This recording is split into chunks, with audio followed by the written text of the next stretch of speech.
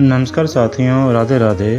आप सभी का मनी स्लो चैनल में हार्दिक स्वागत है। साथियों, आप सभी ने दोस्ती के बारे में सुना ही होगा, क्योंकि बड़े कम लोग होते हैं जिन्हें सच्ची दोस्ती नसीब होती है। चलिए आज हम बातचीत करेंगे भगवान श्री कृष्ण की, जो कि त्रिलोकी के स्वामी हैं और इस संसार का पालन पोषण करते हैं। उन्होंने भी अपनी दोस्ती सुदामा से निभाई थी।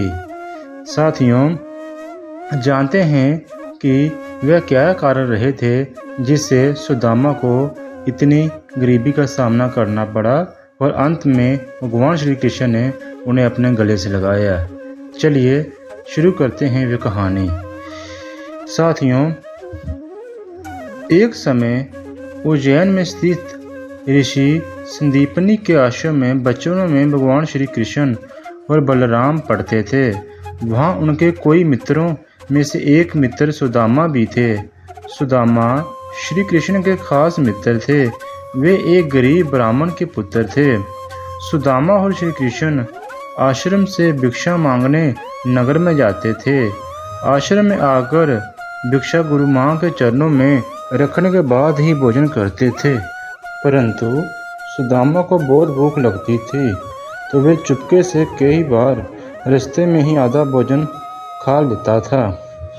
एक बार गुरु माँ ने सुदामा को चने देकर कहा कि इसमें से आधे चने श्री कृष्ण जी को भी दे देना। तुम दोनों जाकर जंगल से लकड़ी बीन लाओ।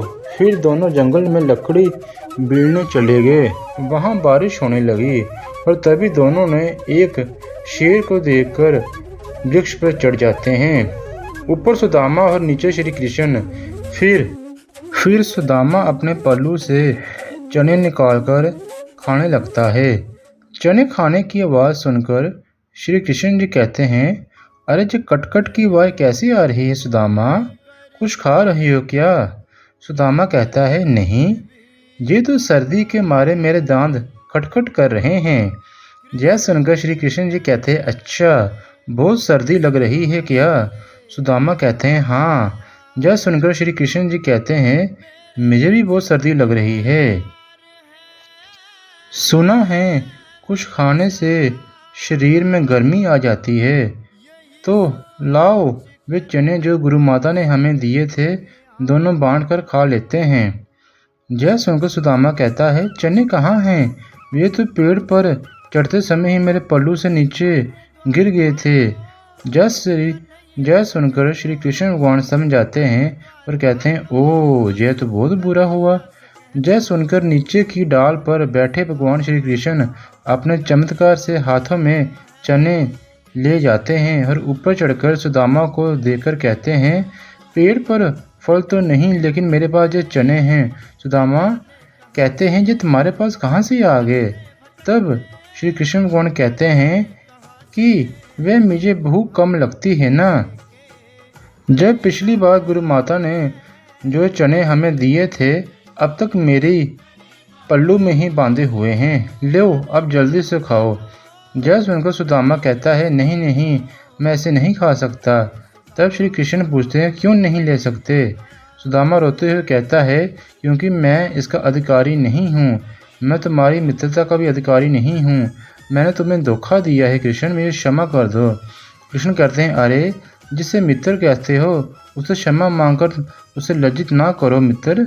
इस प्रकार एक बार श्री कृष्ण सुदामा को वचन देते हैं कि मित्र, जब भी तुम संकट में खुद को पाओ तो मुझे याद कर लेना, मैं अपनी मित्रता जरूर निभाऊंगा।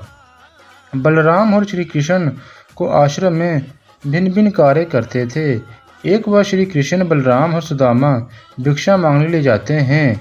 एक द्वार में खड़े होकर तीनों भिक्षादायी कहते हैं, तो एक महिला अपनी बेटी के साथ भिक्षा लेकर बाहर आती है और कहती है, ब्रह्मचारियों, आज आने में बहुत देर कर दी।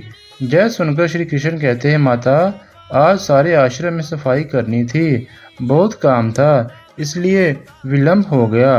आपको प्रतीक्षा करनी पड़ी, उसके लिए क्षमा करो। यह सुनकर महिला कहती है, अरे क्षमा कैसी, मैं तो इसलिए प्रतीक्षा कर रही थी कि रोज तुम सूखी रोटी लेकर जाते हो, आज घर में मालपुआ बने हुए हैं, तो मैंने सोचा तुम जल्दी से आ जाओ तो गरम गरम खाओ। देखो मैंने कपड़े से ढककर मालपुआ गरम गरम रखे हैं तुम्हारे लिए। वे औरत वे सभी मालपुए सुदामा को दे देती है और रास्ते में चलते चलते सुदामा का मन लालची हो जाता है और वह धीरे धीरे कर सभी मालपुए खा जाता है। जब श्री कृष्ण भगवान पूछते हैं सुदामा वे मालपुए कहाँ हैं, हमें गुरु माता को अर्पण करने हैं और शेष में बचे ही हम खाएंगे। तो सुदामा बोलता है कृष्ण वो तो कहीं गिर गए हैं, मेरे पास तो कुछ भी नहीं है। तो श्री कृष्ण समझ जाते हैं कि सुदामा झूठ बोल रहा है और मुस्कुराते हैं और कहते हैं कि सुदामा जी शिक्षा और दीक्षा के बाद अपने गांव में भिक्षा मांगकर अपना जीवन व्यतीत करता था। सुदामा एक गरीब ब्राह्मण था। विवाह के बाद वे अपनी पत्नी सुशीला और बच्चों को बताते रहते थे कि मेरे मित्र द्वारका के राजा श्री कृष्ण हैं जो बहुत ही उदार और परोपकारी हैं। यह सुनकर एक दिन उनकी पत्नी ने डरते हुए उनसे कहा कि यदि अपने मित्र साक्षात लक्ष्मीपति हैं और उदार करते हैं तो आप क्यों नहीं उनके पास जाते, वे निश्चय ही आपको धन देंगे और आपका कष्ट दूर करेंगे। सुदामा सोच में पड़ गया और सोचते सोचते उन्होंने अपना द्वारिका जाने का मन बना लिया। द्वारिका में जैसे वे पहुंचे उनको द्वारपालों ने रोका। मात्र एक ही फटे हुए वस्त्र को लिपटे गरीब ब्राह्मण जानकर द्वारपालों ने पूछा अरे भाई आप कौन हो, किससे मिलना है। तब सुदामा ने द्वारपालों को बताया कि मैं श्री कृष्ण का मित्र हूँ। दो द्वारपाले आश्चर्यचकित हुए और फिर भी उन्होंने सुदामा जी को कहा आप जहाँ ठहरिए, हम खुद अंदर जाकर श्री कृष्ण भगवान जी से कहते हैं। लेकिन उनमें से एक द्वारपाल ने सुदामा जी को धक्का दिया और बोला अरे भिखारी, श्री कृष्ण कहाँ और तू कहाँ, चल जहाँ से भाग जा। ये सुनकर सुदामा रोने लगे और कहने लगे बस एक बार उस कन्हैया को बता दो कि सुदामा तुम्हारे दर पर आया है।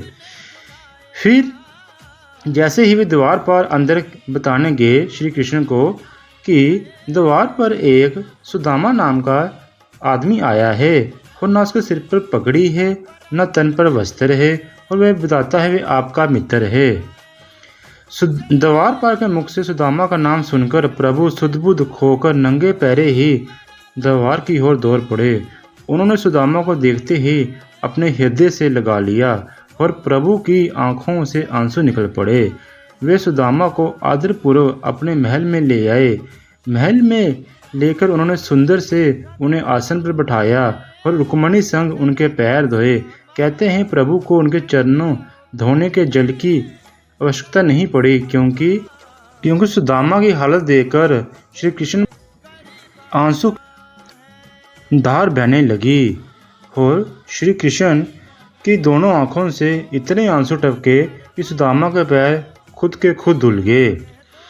उसके बाद श्री कृष्ण भगवान ने स्नान भोजन आदि के बाद सुदामा चरण दबाने लगे और श्री कृष्ण भगवान ने पूछा भाभी ने मेरे लिए कुछ भेजा होगा। तो सुदामा ने बड़ी लज्जा से अपनी पोटली खोली जिसमें कच्चे चावल बांधे हुए थे।